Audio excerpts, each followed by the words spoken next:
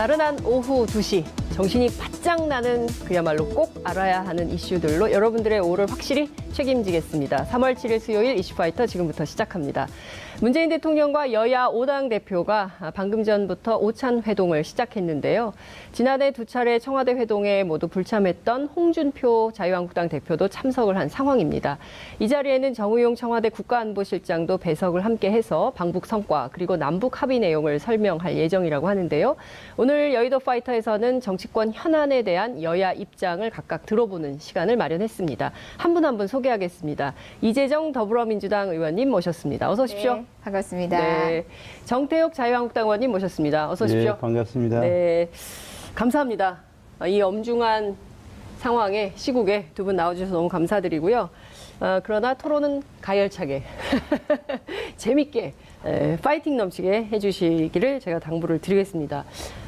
홍준표 대표가 드디어 오셨습니다. 지금 아마 시작은 12시인데 네. 뒤는 정하지 않은 것 같아요. 예. 그래서 굉장히 그 심도 깊은 얘기가 진행될 것 같은데, 자, 정태욱 의원님 지금 무슨 얘기하고 있을까요? 홍준표 대표 무슨 얘기를 중점적으로 하고 있을까요? 근데 기본적으로 오늘 모인 게 5당 대표 아닙니까? 네. 거기다가 대통령하고 배석자까지 합하면 7명이 있기 때문에 네. 뭐 그렇게 깊이 있는 이야기는 못하고 아마 대부분 그 자당의 입장을 주고받는 그런 자리가 되지 않겠는가. 네. 그렇게 저는 생각을 합니다. 주요 화두는 뭐라고 보십니까? 안보 이슈긴 한데. 그렇죠. 안보 이슈니까 지금 현재 대북 네. 특사를 가져오게 되는 북핵에 대해서 해법에 대해서 아마 대통령과 여당과 정의당 네. 그리고 또 이제 자유한국당 입장이 좀 많이 다르다고 생각합니다. 거기에 대해서 여러 가지 견해가 주고받는다. 우리 외교 용어로 막 논쟁을 했는 거를 그 많은 의견을 교환했다 그러죠. 네. 그럼 많은 교환 합의가 안 되고 많은 의견을 교환하는 정도로 그치지 않을까 그래 생각합니다. 네, 합의가 안 되고 많은 의견을 교환하는 수준에 그칠 거다. 이런 말씀 좀 주셨습니다. 네. 이재정 간격이 크니까. 네, 이재정 의원님은 지금 이 순간 네. 무슨 얘기가 오갈 거라고 예상하십니까? 뭐 먼저 일단 홍준표 대표님 이제 몸이 좀 오래 걸리셨어요. 오시기로 하시는 때까지. 네. 그런데 이제 5당 대표가 모두 공이 함께 할 수 있는 자리여서 일단 너무 감사드리고 반갑고요. 국민으로서도 네. 반가운 일이고 통상 이런 자리는 이제 결론을 내기 위한 자리이기보다는 모인다는 것부터가 소통의 시작이기 때문에 향후 전국을 풀어가는 데 있어서 단초가 될 만한 의견 교환은 충분히 저는 할 수 있는 자리라고 생각하고요.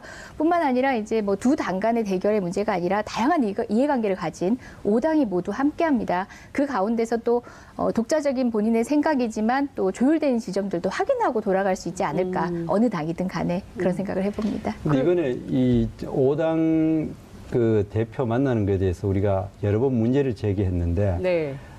왜 5당이냐는 문제가 있습니다.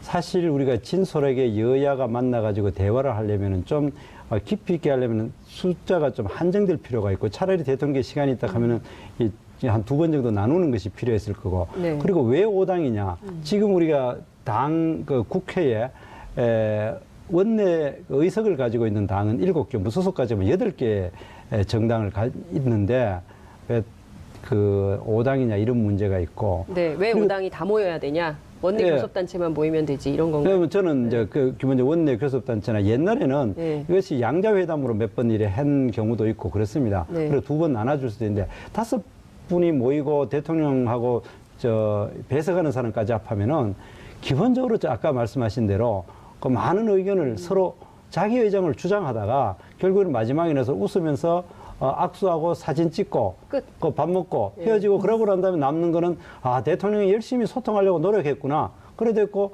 거기에 그 들어가는 사람 입장에는 소통을 했다기보다 일방적인 자기 주장만 하고 나고 대통령은 그거를 이제 정치에 이용하는 쇼통만 됐다. 그렇게 됐을 가능성이 굉장히 많기 때문에 이번에는 그렇게 됐지만 앞으로 한다면은 좀 더 진지한 대화가 이루어질 수 있도록 이 대통령께서 더 많은 시간을 내셔가지고 한 2번 정도 이렇게 갈라가시는 게 좋지 않겠는가. 그리고 여러 사람한테 이야기하고 싶으면 차라리 대통령께서 국회 나오셔가지고 시정연설 하시는 게 나는 맞다고 봅니다. 네. 저렇게 하는 것보다. 이재정 의원님. 예, 저희 정당의 지형이 지금 하루가 다르게 계속 변하고 있고 그 가운데 소위 양당이었던 체제에서 그러니까 가지 아닌 가지가 되어서 지금의 5당 체제가 만들어진 겁니다. 물론 정의당 같은 5당이 경우는 아니고 지금 7당이고 아, 예, 8당입니다. 그런 측면이 있지만 주된 어떤 정치적 격변기에 유의미한 이제 주류를 기준으로 했을 때 자유한국당에서 또 분파가 있었고 또 국민의당이 탄생을 했고 그 가운데 이런저런 정치적 지향이 지금에 이렇게까지 됐는데요. 영수회담입니다. 사실 의견 그룹의 대표가 되는 대략의 분들이 만나서 어스름한 내용이라도 공유할 수 있다면 이건 성과입니다. 만약에 당대당끼리 해야 할 협상들은 또 다른 자리에서 마련할 수 있겠죠. 그리고 저도 뭐 거대 양당이라고 할 때 이제 우리 당도 포함되지 않습니까? 각 당인데 지금의 이제 소수당으로 분류되지만 그 당들이 교섭단체이든 아니든 간에 탄생하게 된 데 있어서 민의의 어떤 자락들이 있었습니다. 그 부분을 존중하는 게 맞다고 봤고 아마 대통령께서도 숫자로 나누거나 의석수로 나누거나 뭐 크기로 나눴다기보다는 그런 큰 그림 하에서 아마 5당 대표를 초청하지 않으셨을까 생각합니다. 대한애국당 말씀하시는 겁니까? 아니요. 대한애국당 왜 안 불렀냐 이런 거. 아니 뭐 그런 것보다 기본적으로 아까 영수회담이라고 했는데 영수회담 용어가 나온 것이 조선 숙정조 때에 남인하고 노론과 소론이 하도 격렬하게 하니까 밑에서 싸우지 말고 정말 우리 책임자 둘이 만나가지고 정말 우리 문제를 풀자, 단판을 짓자. 이것이 바로 영사회담입니다. 그런데 지금 5당 대표가 모여가지고 아까 이야기하신 대로 자기 의견 주고받고 난 다음에 웃고 사진 찍는 것밖에 안 되기 때문에 진정 지금 이제 북핵 문제라든가 그다음에 그 노동개혁이라든가 이런 국가적인 중요 현안에 대해서 허심탄회하게 내 견해를 솔직하게 이야기하고 한번 받아들이기에는 많이 부족한 자리가 아닌가 저는 틀에 그렇게 대한 생각합니다. 고민은 이제 차후에 지속적으로 소통하고 말씀 나누기로 하고요. 지금은 결과를 기대해보고 또 논의될 걸로 예상되는 또는 국회에서 또 논의해야 되는 내용 이야기하기도 지금 시간 빠듯한 것 같은데 경청에 들은 걸로 제가 하겠습니다. 네, 지금 9분 10초 지나고 있는데요. 그 담판의 내용의 핵심 아마 이제 북핵 관련된 입장일 것 같은데 특사단이 여러 가지 합의를 해가지고 왔습니다. 그래서 문재인 대통령 보고하고 오늘 곧바로 5당 대표 모셔서 대통령이 직접 설명하는 이런 자리를 마련했는데 이런 자리에서 충분히 입장을 개진하고 필요한 요구도 하고 이럴 수 있지 않나요? 꼭 대통령 단독으로 만나야만 할 수 있는 단독으로 건가요? 이야기 안 하더라도 그래도 저는 생각에 어쨌든 그 얘기는 우리가 넘어갔으니까 그거 넘어가고요. 핵에 대해서.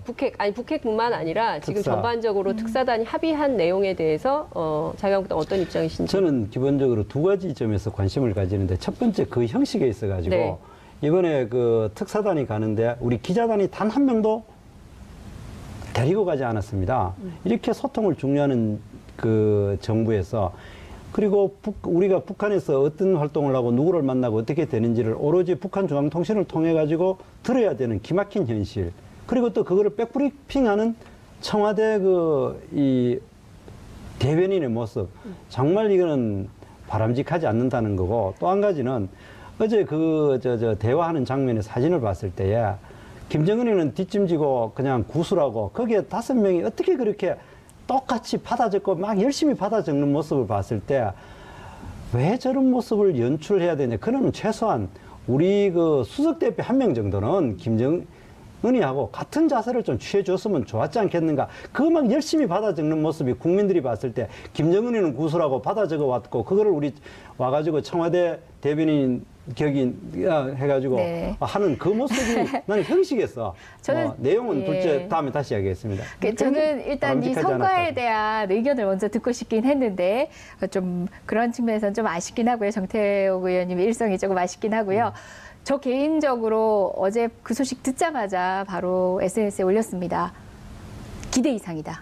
정말 기대 이상이었습니다. 그때 제가 뭐라고 얘기했냐면 덧붙여서 이 정도 결과인데 야당이 다른 방식으로 폄훼하고자 한다면은 야당이 진짜 바랬던 것은 긴장이다, 전쟁이다. 이런 식의 좀 격한 표현까지 사실은 썼습니다.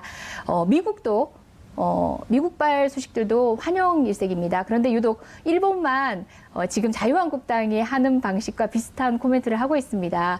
저희가 일본과 개를 같이 할 필요가 없거든요. 국제정세하에서 지금 아크아일로로 걸어왔는데 사실상 이것은 남한이 주독 우리 한국이 한반도가 주도권을 가지지 않는다면 굉장히 어려운 상황에 처할 수 있는 위태로운 문제였습니다. 근데 그 주도권을 우리가 가져온 결과로 이 평화 구축의 첫 단추를 열 수 있게 됐습니다. 자유한국당에서도 핵과 관련된 문제가 선결적으로 돼야 된다고 했고, 그리고 또 우리 바른미래당 역시도 비핵화 대답을 들어야 된다고 얘기했는데 그 주문에 적확한 답을 가지고 왔습니다. 그 성과에 대해서는 함께 정말 환영해 주시고 다음 우리가 어떤 스텝으로 이 문제를 풀어갈 것인가를 저는 머리를 맞대서 고민을 했으면 좋겠습니다.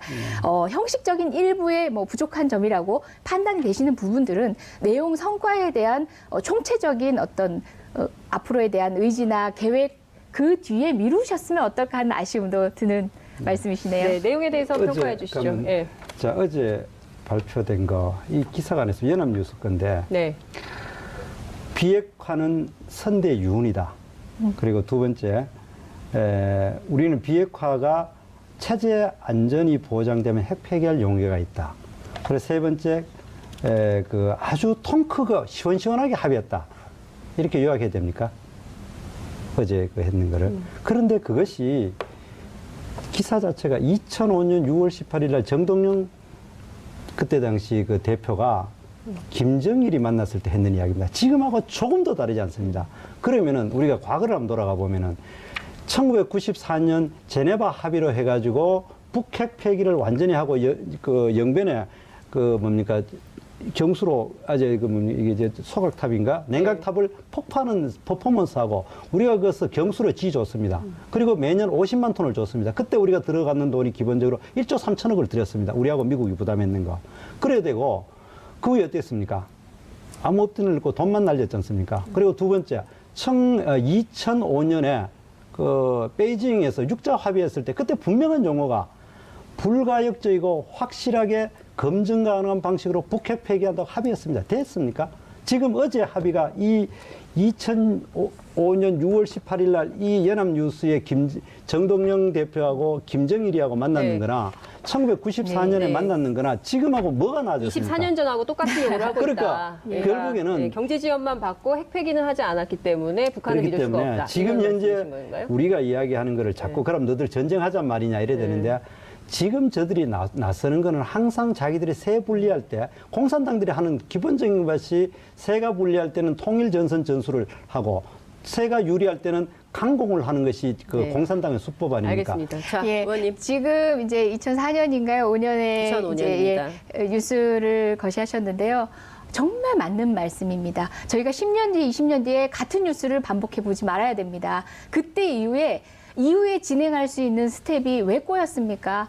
지난 10년 정권에 의해서 악화일로를 전쟁 위기까지 가는 경험을 겪었습니다. 다시는 반복하지 않아야 하고요. 이 합의의 내용에 대해서는 동의하시지 않습니까? 그 진위를 의심한다는 뜻인데 이 합의의 내용이 실행될 수 있도록 우리가 노력하면 됩니다. 그리고 그때 북한의 태도가 아니라면 그때 말씀하셔도 좋을 얘기를 너무 미리 하신 것 같습니다. 10년 정권의 과거의 외교 문제라든지 대북관계 정책의 실패는 인정을 하시고 차라리 지금부터 시작하시는 게 온당한 자세가 아닐까 생각이 예, 듭니다. 그러니까 전 10년 뒤에 같은 뉴스를 보고 예, 싶지 자, 않습니다. 그러니까 이제 이재정 실패한- 의원의 경우에는 이명박 그때도 박근혜 했는데 정권 때문에 9년간 실패 때문에 이런 실패했다 거다 이런 그러는데 말씀이실 거예요. 실패했는 이유는 이랬습니다. 그 이명박 박근혜 정부 때문에 실패했는 것이 아니라 제재와 압박에 있어가지고 사실 남한이 북한에 대해서 제재와 압박할 수 있는 수단은 많지가 않습니다. 많지가 않고 대부분 미국과 중국이 중요한 그 힘을 가지고 있는데 그때 당시에 클린턴 정부 때하고 그다음 오바마 정부 때는 전략적 인내라 해가지고 제대로 된 네. 제재와 압박을 하지 않았습니다. 우리 알겠습니다. 그 이명박 박근혜 정부 때 이것이 뭐 이래 제재를 압박을 했는데도 안 됐다는 게고 이명박 박근혜 정부 때는 북핵에 대한 제재와 압박보다는 오히려 천안함 사태에 있는 데 대해서 어쩔 수 없는 천안함 사태나 박왕자 사건이나 이런 것 때문에 어쩔 수 없는 거고 지금은 제대로 된 미국과 중국이 상당히 동참해가지고 제재와 압박이 되고 자, 있는데 의원님 지금 네. 시간이 많지 않아서요. 저희가 이제 뒤에 또 그 남북 관계는 다룰 시간이 있어서 저희가 현안이 너무 많아서 제가 질문 하나만 드리고 넘어가려고 하는데요. 그럼 이 합의는 잘못된 겁니까? 아니요, 나는 뭐, 자유한국당 입장에서 볼 근데 때. 지금 이 합의에 대해서 너무 들떠 있고, 오히려 이게 제가 걱정하는 거는 네. 합의 자체를, 그러면 뭐, 지금 당장 전쟁할 수는 예. 없는데, 두 가지를 이야기하고 있습니다. 너무나 자화자찬하지 말라는 거 하나고, 네. 두 번째, 실제로 중요한 것은 나는 또 다른 이야기인데, 미국하고 북한하고 중재한다는 지금, 뭡니까, 이 중매. 중매한다 그런다는데 이거는 이 정부가 참 착각을 하고 있는 거예요. 이거는 북핵에 대해서는 당사자는 미국보다 우리가 더 당사자인데 마치 남일 이야기하고 북한이 남한을 해가 재래식 무기든 핵이 그 남한을 겨냥하지 않았다는 것에 대해서 마치 남 이야기 하듯이 하는 것, 이것이 나는 기본적으로 뭐 굳이 문재인 정부가 남 얘기하듯이 한다 지금. 예. 그리고 의원님 미국 어떤 생각이세요? 이재정 제가 의원님 뭐 말씀하시죠. 붙일 말은 많지만 네. 저는 간략하게 이렇게 정리를 하겠습니다. 네. 이제 그간 대북 정책의 실패와 관련해서도 저도 더 붙일 말도 많고 지금 현재 취하고 있는 봉쇄 정책이 정답인가 그것에 대해서도 할 말은 많지만 떠나서 지금 합의안 자체에 대해서 동의를 하신다면 이 합의안이 정말 실현될 수 있도록 정말 차분하게 맞습니다. 들떠하지 않고 어떤 결과를 이미 손에 쥔 양 자축하지 않고 저희가 정말 지금부터 여야가 이 부분에 있어서만큼 실행을 위해서 단계적으로 협력을 하자고 청하고 싶습니다. 단계적으로 국회 안에서부터 함께 협력을 하자라는 제안은 어떻게 생각하십니까? 뭐 바람직한데 네, 그럼 지금 제안에 나설 용의는 있으십니까? 자유한국당은? 무슨 제안이? 지금 그 민주당에서 제안하는 함께 협력을 위한 남북관계 개선을 네, 위한 그거는 협력에 충분히 해야 되죠. 알겠습니다. 근데 이제 그 협력하는 것이 네. 제가 이야기하는 것이 이 합의 자체를 내가 잘못됐다거나 부정하거나 그런 건 아닙니다만은 가장 중요한 건 이 합의로 인해 가지고 우리가 그 북핵에 대한 3종 세트 있지 않습니까? 네. 국제적인 제재와 압박을 가속화시키는 거, 그리고 한미 군사 합동 훈련을 연기 내지 축소해서는 안 된다는 거, 그리고 또 미국의 전략 자산 한반도 배치를 4월 초에 그러니까 그 합의 내용 한다는데 안에도 그거를 들어가 대해서 있습니다. 지금 이제 네. 우리가 걱정하는 부분입니다. 네. 뭐 굳이 반대되는 건 아닌데 네. 이것이 약화시키는 빌미가 되고 특히 그 누굽니까 문정인이란 분이 노골적으로 주한미군 철수를 주장하고 있지 않습니까? 아유, 그것도 그러니까 오해십니다. 그렇게 말씀하시면 이야기하는 그분의 것들이 의사를 진정한 메시지를 좀 읽지 못하고 계신 거고요. 저는 여튼간에 지금 말씀하신 세 가지도 목표가 아닙니다. 우리의 목표는 한반도 평화입니다. 그것은 수단으로 활용했을 뿐이고요. 수단은 언제든 수정할 수 있고 지금 미국발 메시지와 일본발 메시지가 조금 다르다는 측면도 자유한국당에서는 조금 경청에 들어보시면 어떨까라는 생각이 듭니다. 국제정세는 그렇게 단순하지 않기 때문에 평화를 위한 길이 다양합니다. 우리는 우리끼리 정말 머리를 맞대서 진중하게 논의하기를 저는 간절히 바랍니다. 네. 예. 자, 시간이 벌써 20분, 19분이 지나고 있기 때문에 딴 얘기를 좀 해야 될 것 같은데 오늘 의제가 되게 많은데 시간이 부족해서 콤팩트하게 좀 진행을 해야 될 것 같습니다. 안희정 충남지사 얘기를 좀 해야 될 것 같은데요. 국회 안에도 미투 운동이 드디어 상륙을 했고요. 제가 알기로는 어제 국회가 하루 종일 어수선했다고 들었습니다. 뭐 기자들이 정보 보고가 엄청 많이 올라오고 의원님 안녕하시냐, 뭐 이런 의원님은 괜찮으시냐, 뭐 이런 얘기도 나왔다고 하는데, 자 우선 이 얘기는 우리 이재정 의원님 먼저 하실까요? 아니면 정태호 의원님 먼저 하시겠습니까? 예, 이재정 의원님 먼저 하시죠. 하겠습니다. 사실 굉장히 참담한 일이죠. 그리고 무엇보다 저는 그 피해자의 용기 정말 경의를 표하고 지지합니다. 그녀가 외롭지 않을 수 있도록 지켜주는 일이 우리에게 남아 있습니다. 그저 박수 쳐주는 걸로 끝나지 않습니다. 지켜준다는 것은 지속성 있는 정말 대책이 필요한 것이고 거기에 기꺼이 나설 준비가 되어 있습니다. 짧은 시간 안에 어쨌든 간에 이 불미스러운 일에 대해서 저희가 입장을 밝혔고요. 윤리심판원 제명 확정도 어제 했습니다. 뿐만 아니라 이후에 이 문제를 재발에 이르지 않도록 하기 위한 우리 당부터 스스로 돌아보자는 취지에서 관련된 전담기구도 만들기도 했고 이것이 국회 차원의 어느 당의 문제만은 아니니까 국회 차원의 기구가 될 수 있으면 좋겠다는 제안도 함께 하고 있습니다. 예, 국회 차원의 인권센터 만드는 네, 것까지. 맞습니다. 정태호 의원님 어떻게 생각하십니까? 저는 이 부분에 대해서만 너무 정치적인 공격을 한다거나 하는 것은 뭐 바람직하지도 않고 네. 또 이 문제는 그 개인의 문제도 상당히 있기 때문에 한데 한 가지 이제 그 당인 입장으로 봤을 때 특별히 이 미투의 대상이 되는 분들이 자칭 진보라고 이야기하는 사람들 그리고 또 옛날 운동권 출신들이 집중되고 있다는 점에서 우리가 한번 관심을 기울여 봐야 된다고 생각합니다. 왜 그러냐? 그분들은 옛날 학생 운동을 하거나 또 시민 운동을 할 때야 대외적으로는 정의나 공정함 이런 거를 이야기를 하면서도 실제로 내부적인 조직 내부에서는 굉장히 권위적이고 독선적이고 독주적인 측면이 있었기 때문에 이런 문제가 있었지 않는가 그렇게 생각을 합니다. 그런데 지금 이렇게 이제 이런 문제가 발생하는 것에 대해서 아까 반성하고 뭐 앞으로 잘하자 했는데 정말 그 현 정부를 포함해 가지고 지난 대선 때나 참 이게 보수나 우파를 참 지독하게 공격한 면도 있었거든요. 그래 된다면은 이 부분에 대해서 이쯤 정도 되면은 진정으로 필요하다면은 최소한 특히 문재인 대통령께서 그 위두유에 대해서 정말 지지하고 동참을 한다고 하면 최소한 타경민 행정관 정도는 내보내는 진정성을 보여야 되지 않는가, 저는 그렇게 생각을 합니다. 지난 6일 자유한국당 홍준표 대표가 이렇게 말씀하시더라고요. 당 전국 여성대회 참여해서 처음 미투 운동 시작할 때는 홍준표와 우리 당 모 의원 덮어씌우기로 출발로 최규일 갔다. 의원이죠, 최규일 의원. 예. 그런데 전개 과정을 보니 죄다 좌파 진영 사람이다. 이렇게 얘기를 했습니다. 저는 이 말에 바로 정말 인식의 아니함이 있다고 생각합니다. 반성해야 될 건 민주당만이 아닙니다. 자유한국당도 반성을 해야 하고 우리 정치문화 전반에서 되짚어보는 계기로 삼자고 나서서 지속 가능한 대책을 세우는데 머리를 함께 하셔야 된다고 생각을 합니다. 저는 그 여성대회에서 많은 분들이 미투 편말을 들고 계시는데요. 죄송한 말씀입니다. 좀 과하게 말씀드리겠습니다. 미투를 모욕하는 느낌이 들었습니다. 미투는 민주당을 공격하거나 좌파 진영의 윤리성을 폄훼하는 방식으로 가서는 미투의 본질에 다가가지 못합니다. 그분들의 용기에 보답하기 위해서는 근원적인 고민이 필요합니다. 왜 진보 진영에서만 계속 밝혀지느냐. 진보 진영이 보수 진영보다 미투를 드러낼 그런 범죄적 현상이 더 많았다. 여성에 대한 가해행위가 더 많았다. 저는 아니라고 봅니다. 드러나지 않은 암수가 많은 범죄가 성폭력 범죄입니다. 그 이유는 무엇입니까? 드러낼 수 없는 환경이기 때문입니다. 드러낼 수 있는 환경 안에 있는 영역에서는 더 암수가 많기 마련입니다. 그나마 그래도 드러난 내용들을 보면은 자유한국당도 떳떳할 실수는 없습니다. 참고로 2003년 이래로 보면 정동 국회의원, 여기자 성추행 논란, 이경재 전 국회의원, 최현희 사무총장의 여기자 성추행 사건, 전영근 전 국회의원의 모텔 사건 등등 해서 윤창중, 최근에 박기태 전 국회의장, 심학봉 국회의원 보문성기사 성폭행 혐의 등등 해서 사건으로 따지자면은 말할 수 없습니다. 근데 그거 사건 수세에서 우리가 더 연결하다라고 얘기할 생각 없습니다. 그래서도 안 되고 이 문제의 본질은 피해자가 스스로 용기 내서 세상을 발전시키기 위한 그 용기에 화답할 수 있느냐 아니냐의 문제입니다. 저는 유난히 진보 진영에서 많이 나온 이유는 그런 반성과 성찰을 개선의 가능성으로 이어낼 수 있는 환경이 마련됐기 때문이라고 단언합니다.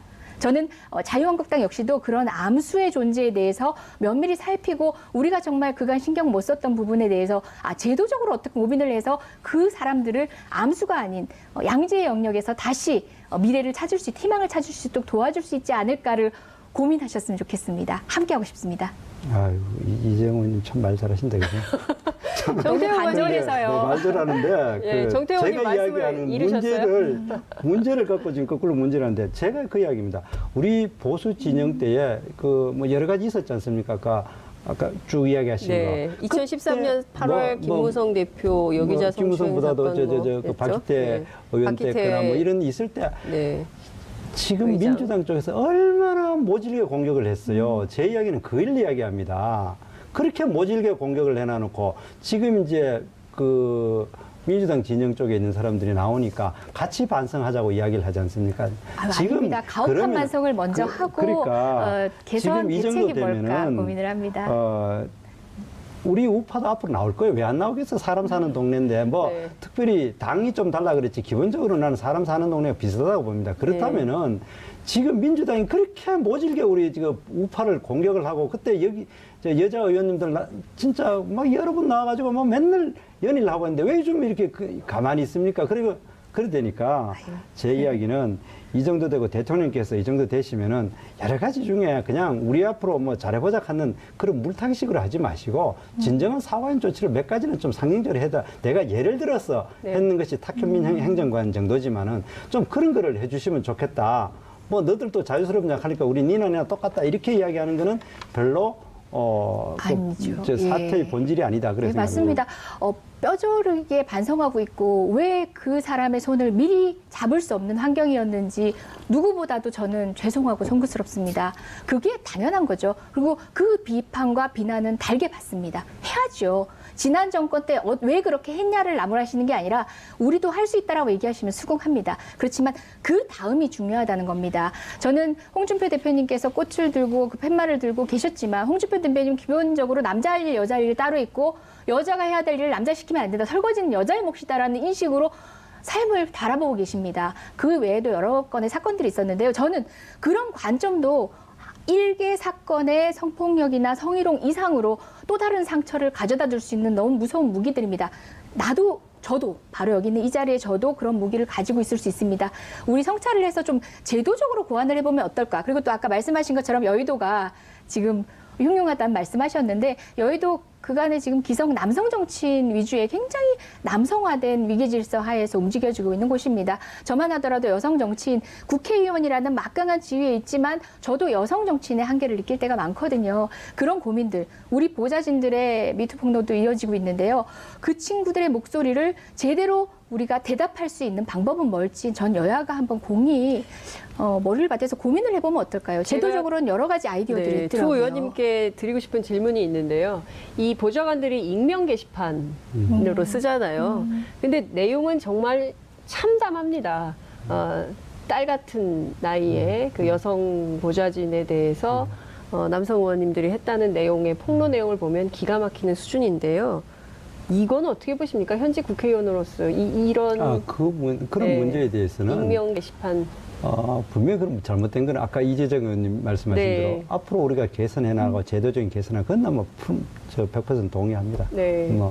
그리고 또 그런 것들이 기본적으로 이 구조가 뭐 사실 여야의 문제나 그런 문제는 아니고 기본적으로 권위주의적인 조직 문화 그리고 남성 중심의 조직 문화 때문에 이루어진 거기 때문에 이 문제에 대해서는 확실히 앞으로 개선돼야 된다고 그렇게 생각을 합니다. 오늘 점심을 저는 여성 보좌진들하고 같이 먹었습니다. 먹으면서 그러니까 저 역시도 권력자이거든요. 같은 여성이긴 하지만 그러니까 온전히 공감할 수 없는 지점들이 있어서 공유되지 않는 여러 가지 내용들이 있을 것 같아서 물었습니다. 그러니까 별 말을 안 하더라고요. 그냥 흉흉한 소문들에 대해서 전해주는 방식으로만 얘기를 하는데 제가 제안을 했어요. 정말 여성 보좌진 입장에서 이 문제를 해결하는 제도적 개선의 방법이 무엇일지 광범위하게 좀 의견들을 모아서 전해주면 어떨까 한다고 그러니까 어떤 문제든지 고민을 해보겠다. 제도도 제도지만 문화. 그렇죠. 이 물론. 문화가 바뀌어야 되지. 같이 일하는 사람, 인간에 대한 배려.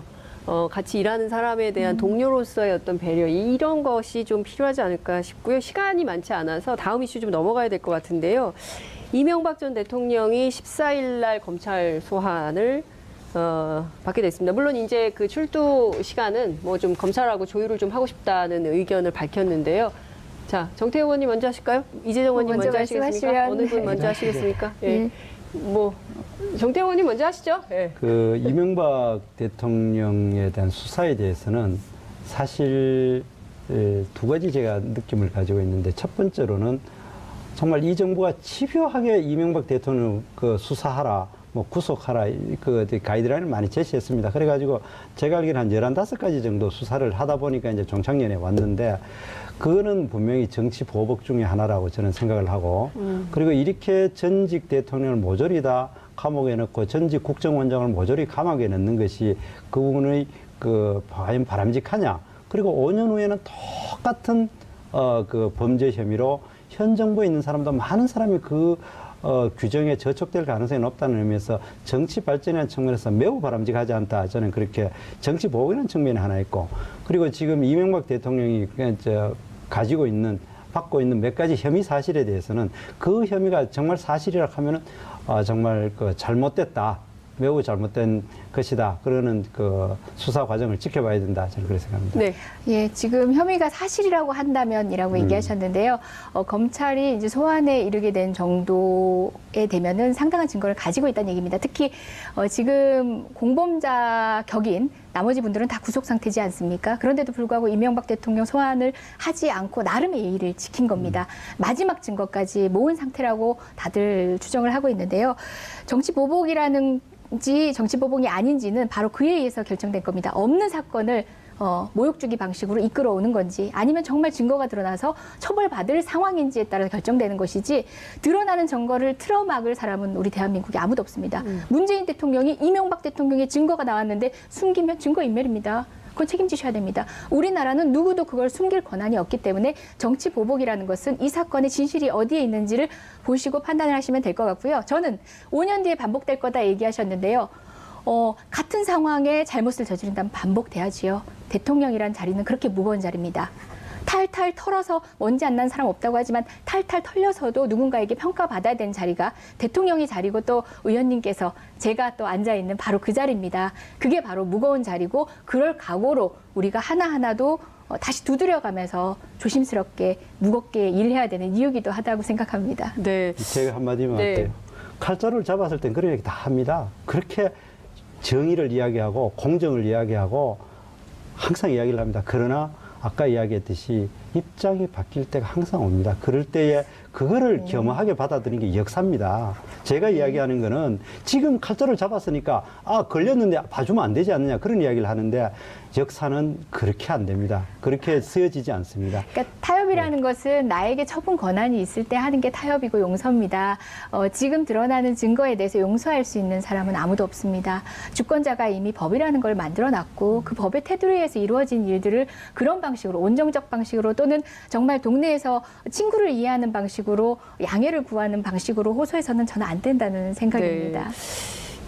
뭐 오늘 나온 얘기여서 좀 여쭤봐야 될 것 같은데 그 뉴욕 제과를 운영한 ABC 상사로부터 수억 원의 뇌물을 받은 의혹이 제기가 됐습니다. 이런 건 어떻게 누가요? 보세요? 이명박 전 대통령이. 솔직히 그 개개 혐의에 대해서는 저 잘 모릅니다. 저한테 혐의에 물어보면 대해서는 제가 잘 이야기하는 거는 모르시나? 그거는 예. 검찰에서 수사에 예. 의해서 밝혀지는 건데 그런데 제가 아까 네. 이야기했듯이 뭐 혐의가 드러났으니까 처벌받아야 된다는 생각을 합니다. 예. 그런데 지금 정부 여당이 이명박 대통령을 구속 수사를 하는 것이 내가 알기로 한 10몇 가지 있습니다. 실제로 그거에 대해서 물론 아까 혐의가 났으니까 나는 처벌받을 거라고 생각하고 실제로 구속될 겁니다. 그러나 그리고 지금 문제가 되는 전직 대통령이 다 구속돼 있지 않습니까? 구속시킬 거고 구속돼 있고 그다음에 전직 국정원장 몽땅 구속돼 있고 그죠? 이렇게 되는 것이 과연 아까 그때 혐의가 드러나기 때문에 어쩔 수 없다고 이야기를 하시겠지만 그건 할 말이 없습니다. 네. 그렇게 정의에 대해서 이야기하고 공정에 대해서 이야기하고 정의에 대해서 이야기하고 그런 가치를 칼을 가졌을 때 독점했을 때 그리고 그 칼을 놨을 때 또 됐을 때 그거는 나는 아까 그때 다시 탈탈 틀릴 각오가 돼 있다. 그건 나라가 불행하고 역사가 불행해진다는 겁니다. 아니, 칼을 가졌다고 표현하시는데 그건 칼을 가진 게 아니라 칼은 국민이 가지고 있습니다. 검찰이 그 권력을 행사하고 있는 것이고요. 아시다시피 지난 정권에 비추어 정말 혁명적이라고 할 만큼 검찰의 수사 관여가 없는 정권이기도 그리고 합니다. 제가 하나 저는 이제 지금 논의되고 있는, 그러니까 거론되고 있는 여러 혐의들 가운데서 저는 또 추가돼야 되는 것들이 있다고 봅니다. 바로 얼마 전 제가 문건을 통해서 밝혔던 제1롯데월드 건설과 관련한 부분도 그 정도가 있으면 검찰이 수사에 나서야 한다고 생각하고 최소한 감사원에서도 감사 범위를 확대해서 어느 정도의 금액의 누수가 있었는지 그 누수는 누구의 주머니로 들어갔는지 분명히 밝혀내야 될 일입니다. 국고가 손실될 일입니다. 국민들의 재산이 도둑맞은 사건입니다. 저는 이제 뭐 거기에 대해서 할 말 없습니다. 그렇게 뭐 정의와 공정을 하자는데 그럼 반대하면 내가 적폐가 근데 되니까. 의원님 그렇게 말씀하시니까 정의와 공정이 굉장히 폄훼되는 것 같아서 조금 공정과 뭐 안타깝습니다. 이렇게 이야기하면 할 말이 없습니다. 그렇게 네. 이야기하는데 네. 그 단죄가 돼야 되죠. 그런데 네. 저는 개인적으로 옛날 일입니다. 2008년입니까 9년입니까? 네, 의원님. 노무현 대통령을 그렇게 그때 당시에 그 검찰이 막 몰아갈 때 모욕적인 수사였죠. 네. 그래 됐을 때 양태는 분명히 그때 달랐죠. 그거를 저렇게까지 전직 대통령을 막 그때 당시 뭐 이명박 정부가 잘못했다 이렇게 보세요? 그러면? 저는 그렇게 생각합니다. 아. 그때 이명박 네. 정부 네. 그때도 뭐 이제 국정원에서는 좀 봐주라고 이야기했는데도 검찰이 안 들었고 뭐 이런 게 있는데 그때 당시에 저는 볼 때 난 개인적인 생각입니다. 이건 네. 그때 다 당한 관계없이 알겠습니다. 저렇게 모질게 하고 저렇게 전직 대통령을 그렇게 액수도 사실 미미한 액수였거든요. 예. 뭐 드러나지도 않은 얘기지만 그것도 사실 모욕적인 수사였죠. 지금은 그런 방식을 취하고 있지 않습니다. 알겠습니다. 피사실 그대로 흘려서 언론에서 네. 기정사실화 만들고 제가 했던. 근데 그때 네. 그것이 바로 지금과 같은 의원님. 이게 나왔고 이것이 네. 또 다음에 네. 다른 걸로 나올 거라 생각합니다. 정말 너무 아쉬운데요. 또 오늘 시간을 시간이 주십시오. 너무 아쉬워서 다음에 네. 한 번 더 모셔서 특히 이제 오늘 개헌 이슈를 좀 다뤘어야 됐는데 시간이 없어서 다루지를 못했고요. 시청자분들께서 여러 의견을 많이 주시고 계시는데 한반도 평화는 이루어진다. 그리고 미투 운동은 정치적 목적으로 악용하면 안 된다. 이런 의견들이 있습니다. 그리고 대북 특사의 경우에 기자단이 파견됐던 예는 과거에 없었던 것으로 그때는 좀 밀실로 전해지고 했었죠. 있습니다. 그때는 예. 국정원이 주도를 했었고 예. 그거하고 좀 차원이 다르죠. 네, 어쨌든 이번에 뭐 그 정동영 전 장관이 그 갔었던 2007년 특사 때도 없었던 걸로 지금 찾아지는 게 없는 걸로 확인이 좀 되고 있습니다. 어쨌든 오늘 두 분 말씀 너무 잘 들었고요. 저희가 조만간 또 모셔서 말씀 듣겠습니다. 고맙습니다. 네, 감사합니다. 고맙습니다. 나른한 오후 2시 정신이 바짝 나는 그야말로 꼭 알아야 하는 이슈들로 여러분들의 오후를 확실히 책임지겠습니다. 3월 7일 수요일 이슈파이터 지금부터 시작합니다. 문재인 대통령과 여야 5당 대표가 방금 전부터 오찬 회동을 시작했는데요. 지난해 두 차례 청와대 회동에 모두 불참했던 홍준표 자유한국당 대표도 참석을 한 상황입니다.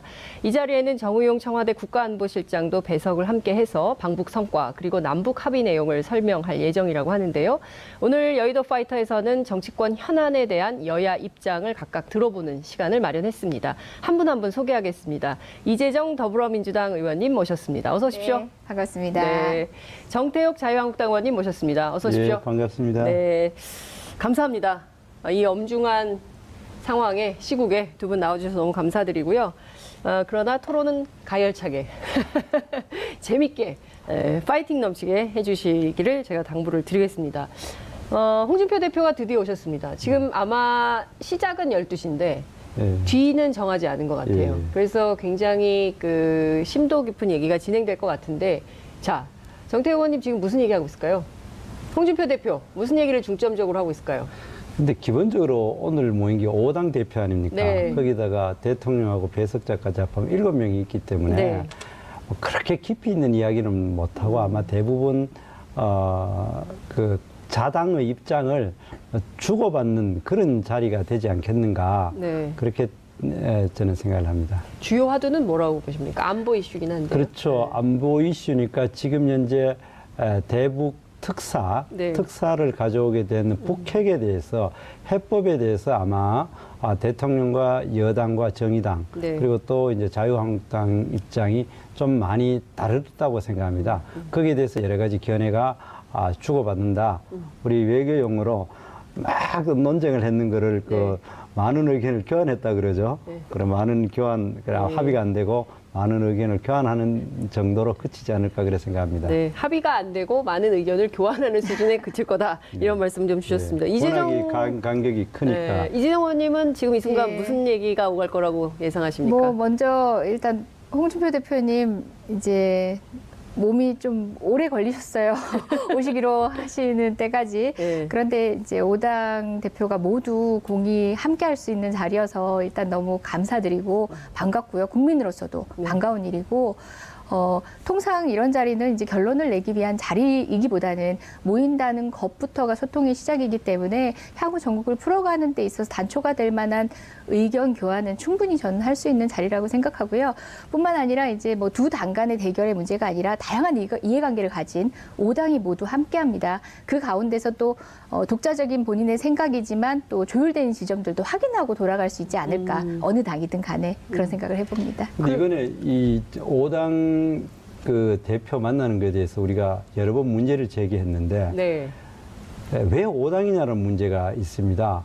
사실 우리가 진솔하게 여야가 만나가지고 대화를 하려면 좀 깊이 있게 하려면 숫자가 좀 한정될 필요가 있고 차라리 대통령 시간이 있다 하면은 한 2번 정도 나누는 것이 필요했을 거고. 네. 그리고 왜 5당이냐? 지금 우리가 그 국회에 원내 의석을 가지고 있는 당은 7개, 무소속까지 하면 8개 정당을 있는데 왜 그 5당이냐 이런 문제가 있고. 네, 왜 그리고- 5당이 다 모여야 되냐? 원내 예. 교섭단체만 모이면 되지 이런 건가요? 그러면 저는 이제 그 기본적으로 원내 교섭단체나 옛날에는 네. 이것이 양자회담으로 몇 번 일에 한 경우도 있고 그렇습니다. 네. 그리고 2번 나눠줄 수도 있는데 5분이 모이고 대통령하고 배석하는 사람까지 합하면은 기본적으로 아까 말씀하신 대로 그 많은 의견을 서로 자기 의장을 주장하다가 결국은 마지막에 나서 웃으면서 악수하고 막 열심히 받아 적는 모습을 봤을 때 왜 저런 모습을 연출해야 되냐. 그러면 최소한 우리 그 수석 대표 1명 정도는 은희하고 같은 자세를 좀 취해줬으면 좋았지 않겠는가. 그거 막 열심히 받아 적는 모습이 국민들이 봤을 때 김정은이는 구수라고 받아 적어 왔고 그거를 우리 와가지고 청와대 대변인 격인 해가지고 네. 하는 그 모습이 나는 형식했어. 저는, 내용은 예. 둘째 다음에 다시 이야기하겠습니다. 저는 일단 이 바람직하지 성과에 않았다고. 대한 의견을 먼저 듣고 싶긴 했는데 좀 그런 측면에서는 좀 아쉽긴 하고요. 정태욱 의원님의 일성이 조금 아쉽긴 하고요. 저 개인적으로 어제 그 소식 듣자마자 바로 SNS에 올렸습니다. 기대 이상이다. 정말 기대 이상이었습니다. 그때 제가 뭐라고 얘기했냐면 덧붙여서 이 정도 결과인데 야당이 다른 방식으로 폄훼하고자 한다면은 야당이 진짜 바랬던 것은 긴장이다, 전쟁이다. 이런 식의 좀 격한 표현까지 사실은 썼습니다. 미국도 미국발 소식들도 환영 일색입니다. 그런데 유독 일본만 지금 자유한국당이 하는 방식과 비슷한 코멘트를 하고 있습니다. 저희가 일본과 개를 같이 할 필요가 없거든요. 국제정세하에서 지금 아카일로로 걸어왔는데 사실상 이것은 남한이 주독, 우리 한국이 한반도가 주도권을 가지지 않는다면 굉장히 어려운 상황에 처할 수 있는 위태로운 문제였습니다. 근데 그 주도권을 우리가 가져온 결과로 이 평화 구축의 첫 단추를 열 수 있게 됐습니다. 자유한국당에서도 핵과 관련된 문제가 선결적으로 돼야 된다고 했고, 그리고 또 우리 바른미래당 역시도 비핵화 대답을 들어야 된다고 얘기했는데 그 주문에 적확한 답을 가지고 왔습니다. 그 성과에 대해서는 함께 정말 환영해 주시고 다음 우리가 어떤 스텝으로 이 문제를 풀어갈 것인가를 저는 머리를 맞대서 고민을 했으면 좋겠습니다. 형식적인 일부의 뭐 부족한 점이라고 판단이 되시는 부분들은 내용 성과에 대한 총체적인 어떤 앞으로에 대한 의지나 계획 그 뒤에 미루셨으면 사진 찍고 끝. 밥 먹고 헤어지고 그러고 난 다음에 남는 거는 대통령이 열심히 소통하려고 노력했구나. 그래 됐고 거기에 들어가는 사람 입장에는 소통을 했다기보다 일방적인 자기 주장만 하고 나고 대통령은 그걸 이제 정치에 이용하는 쇼통만 됐다.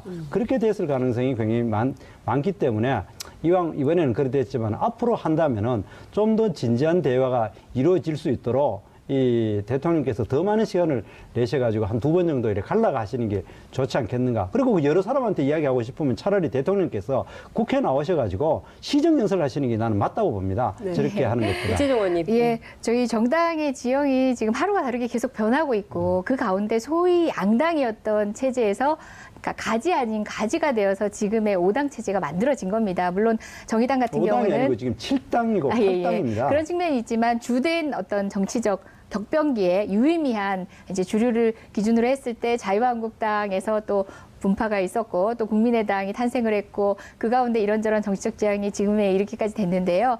영수회담입니다. 사실 의견 그룹의 대표가 되는 대략의 분들이 만나서 어스름한 내용이라도 공유할 수 있다면 이건 성과입니다. 만약에 당대당끼리 해야 할 협상들은 또 다른 자리에서 마련할 수 있겠죠.